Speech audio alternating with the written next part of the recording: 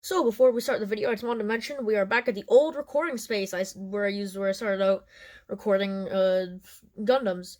So yeah, I finally cleaned it up, and to celebrate, I'm going to start doing scripted reviews, or at least I'm going to try, starting with this one. Anyways, hello gamers, and welcome back to another Transformers review. And today we're going to be taking a look at Transformers Age of Extinction Voyager class Evasion Optimus Prime. Now, if you didn't know, Evasion Optimus is basically super beat up Optimus Prime. If you're wondering why he's all beaten up, see Transformers Dark Moon for more details. Now, the deco of this particular toy doesn't really reflect that he's the in-universe equivalent of an old movie toy that you would find at your local thrift store. But despite the deco being a bit odd, this is an amazing robot mode. It has its issues, but first let's start with the good. So the head sculpt. The head sculpt is amazing, with plenty of sculpted detail and light piping, although it does look a bit dead with the colorless clear eyes. It still does a good job. The chest has some nice clear plastic windows. Now, yeah, they are faux parts, but it's quite hard to take this and turn it into this. So it's understandable. The proportions here are perfect, and Optimus looks strong yet heroic, which doesn't really fit this version of Optimus, but oh well. And just like with the face, there's a healthy dosage of surface detail throughout the body. As for this guy's articulation, it is pretty good. So at the neck here, we have a ball joint and a hinge, so we can get some really nice kind of expressive movement with it. We have some universal shoulders that are on the standard joints here, but are ratcheted here. I'm pretty sure these are real ratchets, so that is pretty nice. We have a bicep swivel, which is kind of tight. We have a elbow that bends quite beyond 90 degrees, and some really tight wrist swivels, which I'm not going to use because they're really tight.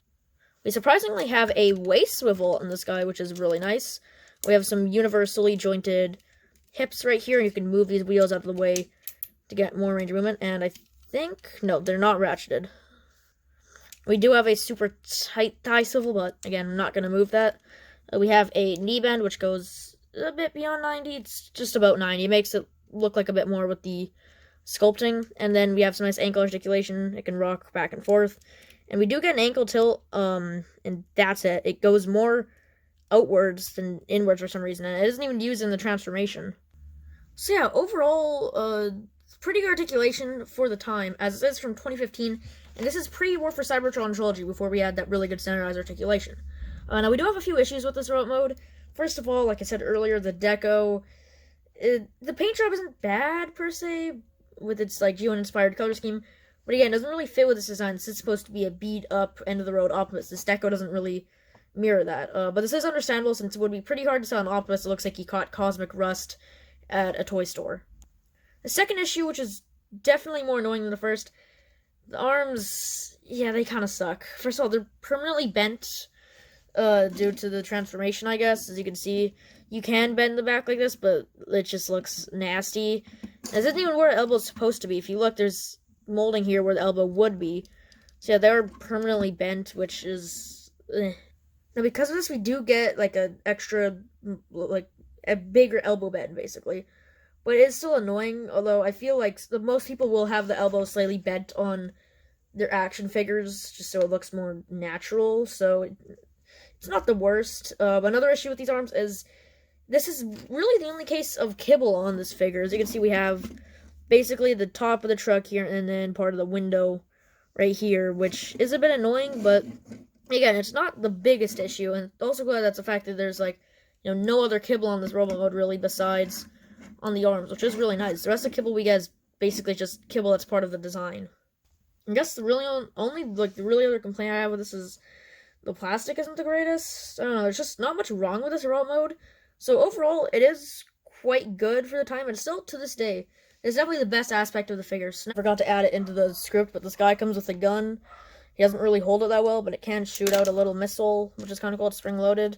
Also, this guy in his robot mode is standard Voyager size, in case you were wondering. Now let's awkwardly segue into the transformation. So this transformation is pretty fun. It's complex yet intuitive.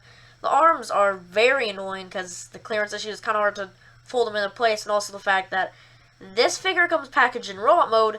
It has instructions on how to turn it from vehicle mode into robot mode, so you don't really know how to transform it the first time you get it. So yeah, a bit annoying. So transformation, good in most parts, but it sucks with the arms. Alright, so here's Evasion Prime in his truck mode, and that's all I really have to say about this. Truck mode's just alright. So for starters, the front windows, yeah, these kind of suck. They look horrible. They barely line up at all, and it's the same thing for the grill. The grill isn't as bad as the front windows. And then the bed of the truck, which is this blue bit back here, it's way too short. If we take another G1 style Optimus truck cab, which is the Earthrise one, as you can see, these are about the same size. You can see the Earthrise one has the proper length. You can see the Earthrise one has basically, this is basically if the Earthrise one would look like if it didn't have the feet here. So because of this back bit here looking so short, it ends up looking like something from the Coro Q line. And these side windows here are silver instead of the clear they should be here, which doesn't really make sense because both these are on the arms, so they could have easily had these as clear plastic and it would have looked really nice. It also doesn't help that the feet are just chilling out on the back here. Now, granted, the feet on the back here are just kind of something that plagues all Evasion Optimi. Just look at other examples, like the Legends one. And this guy, I'm not going to transform him right now, but I'll pop an image up on screen. I guess this isn't the biggest issue, but the wheels here, these do look pretty nice. Now, yeah, they don't have the gray on them, they're just all black, but they are pinned, so this guy rolls incredibly. The silver paint on show all around this thing brings out all that nice detail. And the detailing itself is amazing. We have so many little tiny rivets here, little like piston-y kind of bits, just a lot of nice detail. There's just so much mechanical detail on this truck. Now, one little thing. This isn't the truck from the movie. You see, in the movie, the truck Evasion Prime turned into is actually the one that SS-38 Bumblebee movie Optimus turns into. And this is the truck that SS-38 Optimus should have turned into, this one right here. So yeah, it's pretty confusing, but I don't really see this as too much of an issue, as this truck turns into one that's very similar to the one in the movie. So overall, like I said at the beginning of this section, the truck mode's just alright. Quite a bit of bad, but it does have some good, and the good it does have is pretty good. Now, for the overall rating of this figure, the robot mode is near perfect, only really being held back by the arms. The transformation is pretty fun, but again, only really being held back by the arms because it's clearance issues. The truck mode is only really being held back by the bed and the front windows. So there's everything's pretty good except they're being held back by at least something. So overall, I'm going to give this figure a solid 4 out of 5 Roy Roys. It's pretty good for what it is and will scale well with most modern Studio Series figures and most modern Chug figures in general. If you don't like this deco, there are plenty of Takara versions on the market with more movie-accurate color schemes, so I recommend this guy. He is pretty fun. So yeah, that's it for my review of Age of Extinction Voyager Class Evasion Prime. If you liked the video, give it a thumbs up. If you didn't, then don't. And yeah, bye.